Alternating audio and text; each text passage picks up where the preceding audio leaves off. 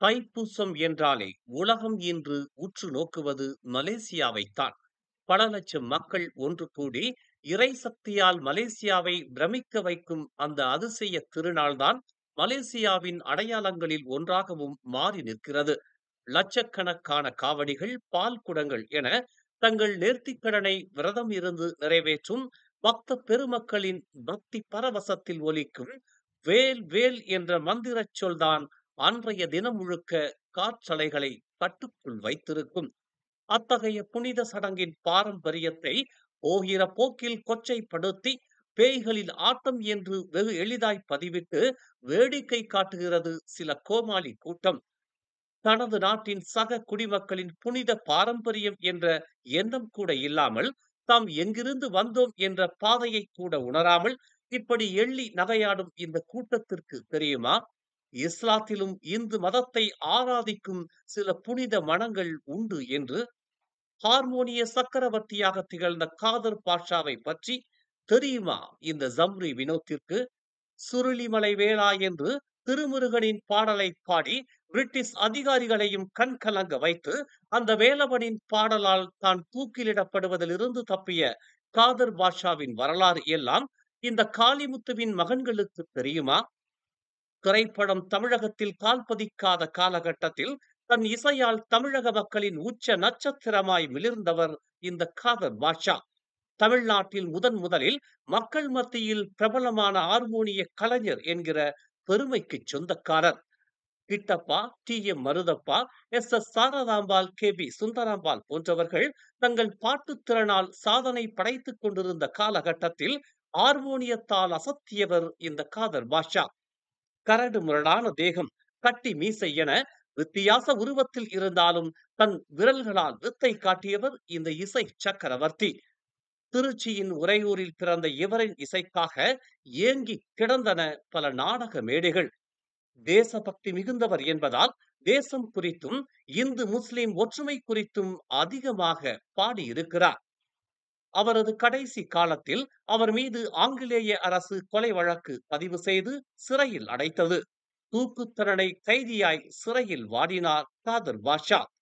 அந்த வழக்கு பற்றிய விவரம் எதுவும் தெரியவில்லை என்றாலும் இன்றும் மக்கள் அவரை நினைவில் வைத்து கொண்டாடுவது, அவரை தூக்கிலிடுவதற்கு முன்பு கடைசி ஆசையாய் தன் ஹார்மோனியத்தை இசைத்து சுருளிமலை வேளா எனும் திருமுருகன் பாடலை பாடி உருகி மெய்மறக்க செய்த அந்த சம்பவத்தால் தான்.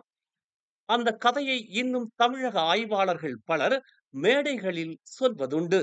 இந்து முஸ்லிம் இணக்கத்திற்கு உதாரணமாய் இதை பேசுவதுண்டு. டி.எம். காதர் பாட்ஷாட்ட ஒரு கேள்வி கேட்கப்படுகிறது. என்ன கேள்வி? உன்னுடைய கடைசி ஆசை என்ன? காதர் பாட்ஷா சொல்லுகிறார், நான் சாவதற்கு முன்னால் ஹார்மோனியம் வாசிக்க விரும்புகிறேன், ஒரு பக்தி பாடல் பாட விரும்புகிறேன். யாரெங்கே கொண்டு வாருங்கள்னு சொன்னாங்க. தூக்கு மேடையில் கொண்டு வந்து ஹார்மோனிய கட்டைகளை வைத்தார், ஹார்மோனிய பெட்டியை வைத்தார்கள். அந்த ஹார்மோனிய கருப்பு வெள்ளை கட்டைகள் மீது விரலை படரவிட்டான் ஹார்மோனிய சக்கரவர்த்தி டி.எம். காதர் பாட்ஷா. அப்படி வாசிக்க ஆரம்பிச்சு ஒரு பாடலை பாடினார். பாடல் என்ன பாடல் தெரியுமா? சுருளிமலை மேலே மேவும் சீலா, உன்னை தோத்தரித்தேன் சுப்பிரமணிய வேளா என்று தொடங்குகிற பாட்டு. முருகப்பெருமான் மீது பாடலை பாடுகிறார். அருமை பெரியோர்களே, ராக தாள விந்யாசங்களோடு கமகங்களோடும் மிருகாக்களோடும் அந்த பாடலை விஸ்தாரமாக பாடுகிறார் காதர் பாட்ஷா. இங்க யார் யார் அந்த இடத்துல இருந்தா? அந்த சிறை அதிகாரி வார்டன் ஒரு வெள்ளைக்காரன், அந்த லிவரை இயக்குற ஒருத்தவன் வெள்ளைக்காரன், இறந்த பிறகு தூக்கில இடப்பட்டு இறந்த பிறகு இறந்து விட்டார் என்று நாடியை பார்த்து டெத் சர்டிபிகேட் கொடுக்க வேண்டிய ஒரு டாக்டர் வெள்ளைக்காரங்களா இருக்காங்க. இவர் பாட ஆரம்பிக்கிறார். சுருளிமலை மேலே மேவும் சீலா, உன்னை தோத்தரித்தேன் சுப்பிரமணிய வேளா என்கிற பாட்டை விஸ்தாரமாக பாடுகிறார். ராக தாள விந்யாசங்களோடு கமகங்களோடும் மிருகாக்களோடும் அவர் அந்த பாடலை பாடி முடிக்கும் போது 3/4 மணி நேரம் இருக்கு. அது ஒரு பாட்டு பாடி முடிச்சாரு. அப்படியே நின்று கேட்டுட்டு இருந்தாங்க வெள்ளைக்காரங்க. பாடி முடித்த பிறகு மணியை பார்த்தால் தூக்கிலே போட வேண்டிய நேரம் கடந்து 20 நிமிடங்கள் ஆயிடுச்சு.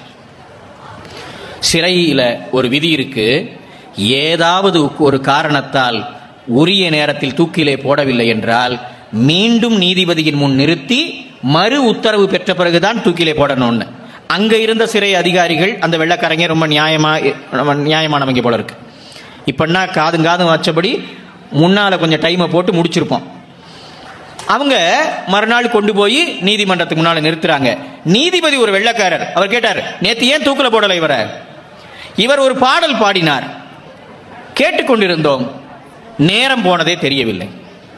என்னையா இது, தூக்கில போறதுங்கிறது என்ன, டெய்லி 4 தூக்கா போடுறீங்க, அரிதினும் அரிதான விஷயத்துக்கு தானே தூக்கில போடுறோம், ஏன் இதை தவற விட்டீர்கள் என்று கேட்டுவிட்டு நீதிபதி கேட்டார், அப்படி என்ன பாடினார்? கூண்டுல கொண்டு வந்து நிறுத்தினாங்க காதர் பாஷாவை. ஹார்மோனிய பெட்டி கொண்டு வந்து வைக்கப்பட்டது. அருமை நண்பர்களே, மீண்டும் ஹார்மோனிய சக்கரவர்த்தி இசைக்க ஆரம்பித்தார். அதே பாட்டு, சுருளிமலை மேலே மேவும் சீலா உன்னை தோத்தரித்தேன் சுப்பிரமணிய வேளாங்கிற பாட்டு. மீண்டும் 3/4 மணி நேரம் அப்படியே பின் டிராப் சைலண்ட், குண்டூசி விழுந்தா கூட கேட்கும், அவ்வளவு அமைதியாக கேட்கிறார்கள். அங்க ஒரே ஒரு குரல் மட்டும்தான், ஹார்மோனிய சத்தமும் காதர் பாஷாவுடைய குரலும். 3/4 மணி நேரம் அப்படியே கேட்டுக்கொண்டிருந்த போது அந்த வெள்ளைக்கார அதிகாரியினுடைய கண்களிலே இருந்து 2 சொட்டு கண்ணீர் கீழே விழுந்தது. அவன் பேனாவை எடுத்து எழுதினான், இப்படி உருக்கமாக பாடுகிற இவன் ஒருபோதும் கொலை செய்திருக்க வாய்ப்பே இல்லை, இவனை விடுதலை செய்கிறேன் எழுது. ஆனால் அருமை பெரியோர்களே, இதில் ஒரு நுட்பத்தை நீங்கள் கவனிக்க வேண்டும். பாடியவன் ஒரு இஸ்லாமியன், பாடப்பட்ட பாடல் முருகப்பெருமானின் மீது. அதை கேட்டு கிறங்கி நின்றவர்கள் தமிழே அறியாத கிறிஸ்தவர்களாகிய ஆங்கிலேயர்கள்.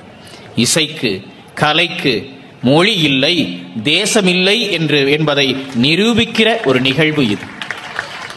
இன்றைக்கு மதங்களுக்கு இடையிலே சண்டை மூட்டிவிட்டுக் கொண்டிருக்கக்கூடிய கொடூரமான கொலைகாரர்கள் இன்றைக்கு அதிகாரத்தோடு இருக்கக்கூடிய இந்த காலத்தில் நாம் இந்த செய்தியை மீண்டும் மீண்டும் உரக்க பேச வேண்டியிருக்கிறது என்பதை நீங்கள் நினைவிலே வைத்துக் கொள்ளுங்கள்.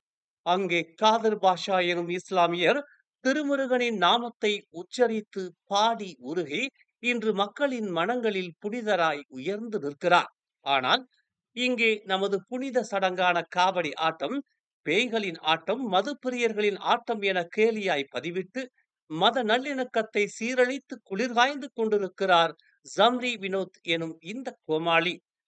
காதர் பாஷா போன்றோர் புனித மார்க்கத்தின் உன்னதம் உணர்ந்து புனிதர் என்றால், இந்த ஜம்ரி வினோத் போன்றோர் அத்தகைய புனித மார்க்கத்தின் மாண்பை சிதைக்கும் மட்டமான மனிதர்கள் என்றால் அது மிக இல்லை. மேலும் செய்திகளை தெரிந்து கொள்ள தமிழ் மலர் நாளிதழை பாருங்கள். உடனுக்குடன் செய்திகளை தெரிந்து கொள்ள தமிழ் மலர் இணையதளம், தமிழ் மலர் செயலி மற்றும் மலர் டிவி யூடியூப் சேனலை வலம் வாருங்கள். எங்களோடு இணைந்திருக்க மலர் டிவியை பதிவு செய்து கொள்ளுங்கள். உறவுகள் மகிழ்ந்திட விருப்பம் மற்றும் பகிர்வு சேவையை சொடுக்கிடுங்கள்.